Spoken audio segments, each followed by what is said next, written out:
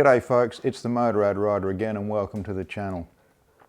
Down here in Australia it's the early stages of summer and I thought it would be a good time to check out the air filter on the R1200 GS Adventure, and in doing so I thought I'd shoot a video so that you can come along with me to see what's involved in getting to the air filter and checking it out and putting the bike back together.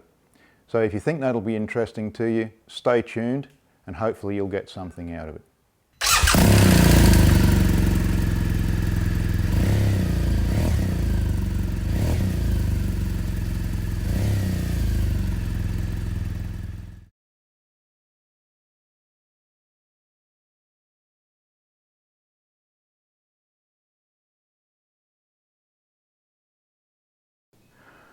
Okay, we're all ready to get into pulling the bike apart. So what we're going to do first is have a look at these screws. These are T25 machine screws. So we need to get them out. We need to remove these.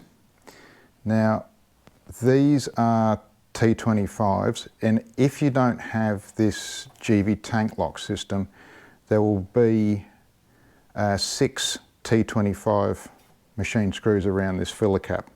Now, we've also got 2 T25s sitting. One is there, hopefully you can see that, and one is there. We'll just shut that up for a sec so we can see where we're going.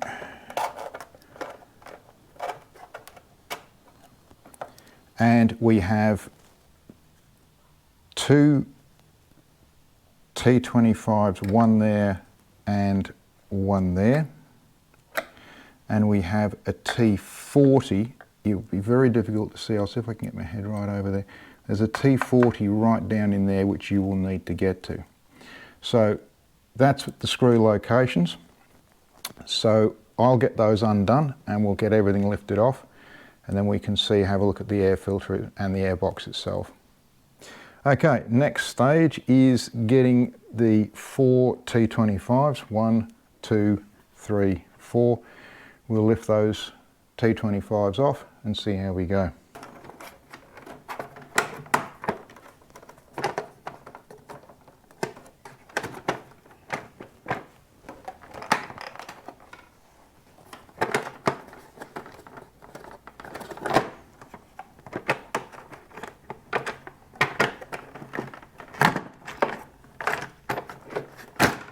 And there we have it.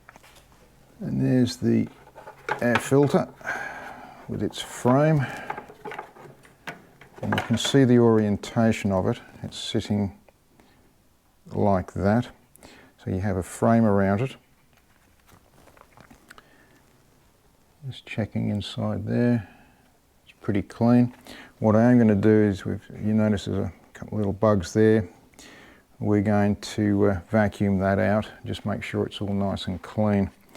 And as you can see, the filter is pretty clean, but I'm going to change it out, and I'm going to put a Uni Filter in, and I'll show you that Uni Filter in just a sec.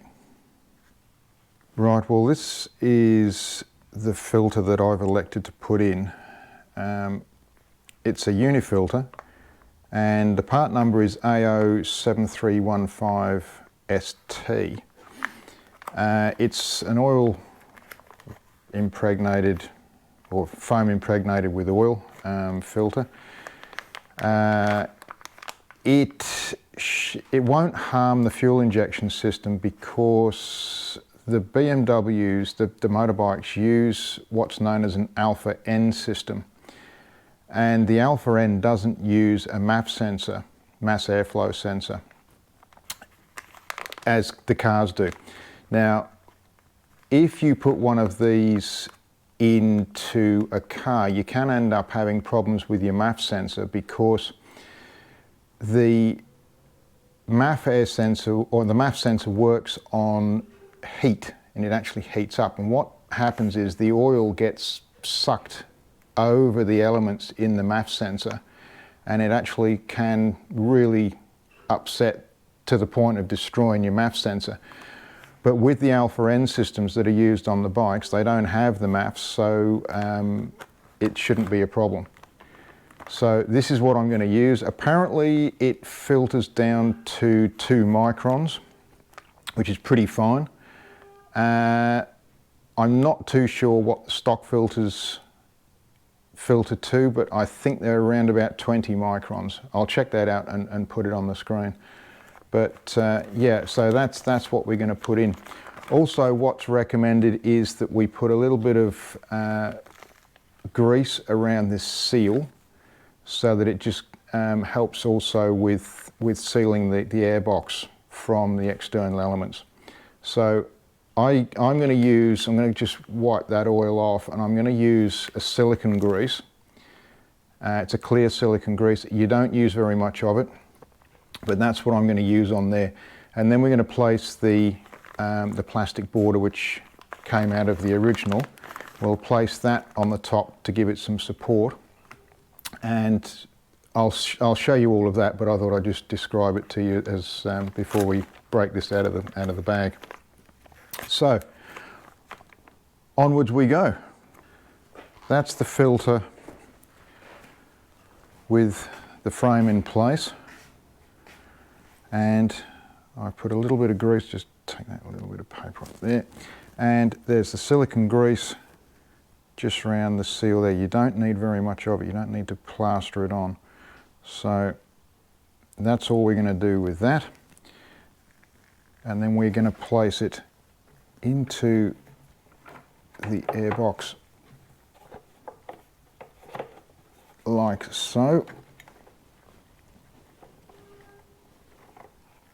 and that's pretty much seated. So all we're going to do is just, that will actually self-locate with, as you can see, you just pop it out. That ridge sits on, if I can just move that out of the way, on that ridge there. Okay, so that's where the rubber seal goes, and we'll just push that in there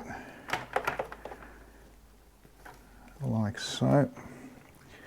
And the screw holes, because that, you've got to put that spacer back in, because that creates the spacers for the bolts, so they don't actually crush everything up. So that's what we just got to make sure that we're sitting properly on. I just check that, which we are. So that should be pretty much good to go. So we'll get that top back on. Okay, we've got the cover back on. It's pretty straightforward. As you can see, it's in the right position there, and there is, I don't know whether you can see it in there, there's a tab there. That's got to be on the outside, obviously, of the airbox. With the T25s, you don't have to do them up super tight, because inside, as you probably noticed, there are 4 brass inserts let into the plastic. You don't need to reef them up too tight, just snug. Anyway, that's done, and I've also pushed these little tabs that we had to sort of pull out. Those little tabs there on the fairing. Just make sure that you push those back under. If I can do it one-handed, like that. Just make sure they're in the right place. And don't forget to do your winglets up as well. So we'll just double check this, make sure this is clean before we put it back together. If you're going to clean under here, I would do it initially with a vacuum, a little hand vacuum or something along those lines. Don't use a blower. And if you are going to use a cloth, sweep away from the filler hole. What I also need to point out to you as well is, before you put everything back, make sure that the the overflow hose and that's this. And if you've got it, the keyless wire to the fuel cap, make sure that's correctly located. You don't want that flapping around loose or anything like that, because it could damage it. And if you damage it, it's going to create a fault in the CAN bus, and so on and so on and so on. So just be very careful with that. Just make sure they're back in position. So yeah, and we'll get back to fitting this top part of the fairing on, and we'll go from there. What I've done to make it a little bit easier for the install too, of the top part of the fairing, I've put the 2 torque screws back into the filler cap. Now, by rights, you don't need to remove this whole filler assembly to get this cover off, but I find it easier to actually slacken and to remove the screws. But with me anyway, I have to remove them because of the GV tank lock. So just placing everything in place. That cable is for the power going through to the GV tank lock system. If you look at one of my other videos about the tank lock bag, the GV system, and putting 12 volt into your tank bag, that is the quick disconnect that I'm talking about. So just, if you feel free, have a look at the video. It's quite handy. So anyway, we're going to put this back on, making sure that that cable is out of the way, and we just pop down, snap in like that, and snap under on that side and under on that side, and you should be pretty good to go. Just check that's in location there, which it is, and I think we are all in the right spot. So I'll get these screws in and tightened up, and we'll see what else needs to be done. Okay, well, we're all back together. Couple of caveats that I need to let you know about. Don't forget the most obvious things. Don't forget, if you've loosened off your winglet screws, don't forget to tighten them. Make sure all the screws are snug and in. Now, one of the caveats is don't get your screws mixed up. This T40 is obvious, but the T25s here and here are different to each other, okay? These are shouldered T25s. You'll see the difference when you take them out. Make sure that the shouldered ones go in here. The non-shouldered go into here, okay? And just make sure that your little key box shuts properly. These are non-shouldered as well, so just be aware of that. So you've got 4 non-shouldered and 2 shouldered. Now, with your fuel system, particularly if you've got the keyless, it can be very, very finicky. You've got to be very careful with it, because otherwise you will break it, and it's an expensive break and it's not covered under warranty. So that is unlocked, obviously, because it's open, and make sure that that little latch there is right out, because if you don't make sure that that's right out, if it's sort of, I can't really push it, if you push it in, it'll get to about, no, you can't do it. You can actually hear that click ever so slightly if it's in the right spot. If you don't get that in the right place, you will not get this shut, and if you force it, it will be an expensive piece of maintenance. So if that's not all the way out, you can just get your fingernail behind it and pull it back, and it should be okay. Okay, but I must stress that that has got to be in the right place. Don't forget to put this plate in if you've had to remove this, because this whole ring system, when you're putting the fuel latch back on, particularly on the keyless, I don't know whether you've been told, but lift the lever to its fullest extent, push right down, and then let it latch. Don't just hit it, because if you do, or you just force it down like that, you will stand a good chance of breaking it, and as I said before, it's expensive.